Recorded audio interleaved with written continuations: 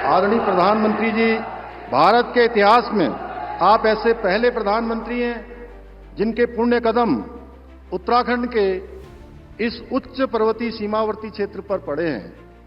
प्राकृतिक सौंदर्य और आध्यात्मिक ऊर्जा से ओतप्रोत इस क्षेत्र में आपके आगमन पर आज प्रदेश के प्रत्येक नागरिक का हृदय प्रफुल्लित है।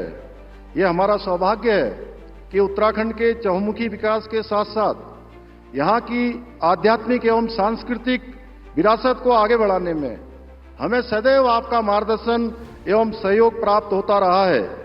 उत्तराखंड के प्रति आपके असीम अनुराग और अनन्य स्नेह का ही परिणाम है कि आपके स्वर्णिम पग जब जब देवभूमि की धरती पर पड़े हैं तब तब हमें उसका लाभ प्राप्त हुआ है। इसी क्रम में आज आपके पधारने से पूरे सीमांत क्षेत्र सहित संपूर्ण उत्तराखंड में पर्यटन को बृहद स्तर पर बढ़ावा मिलेगा, प्रोत्साहन मिलेगा। भाइयों बहनों, आदरणीय प्रधानमंत्री जी से मुझे जितनी बार भी भेंट करने का शुभ अवसर प्राप्त होता है, मुझे उत्तराखंड के विकास में अपने विकल्प रहित संकल्प को पूर्ण करने के लिए हमेशा एक नई दृष्टि और मार्गदर्शन प्राप्त हुआ है।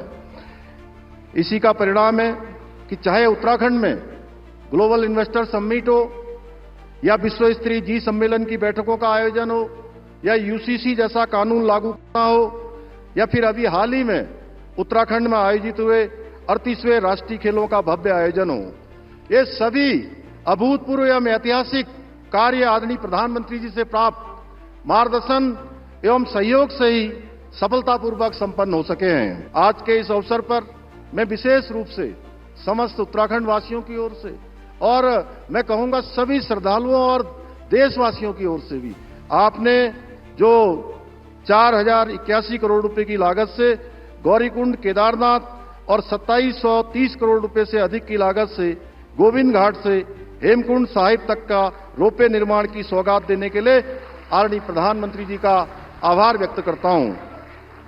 इन दोनों रोपवे परियोजनाओं के पूर्ण हो जाने के पश्चात जो यात्रा अत्यधिक कठिन होती थी, कई दिनों की होती थी, वो यात्रा हेमकुंड की हो या केदारनाथ की हो, दोनों ही यात्रा आसान और सरल हो जाएगी। जो वृद्ध हैं, शारीरिक रूप से कमजोर है, वह भी यात्रा करके पुण्य लाभ को प्राप्त कर पाएंगे। निश्चित रूप से इससे हमारा पर्यटन भी बढ़ेगा।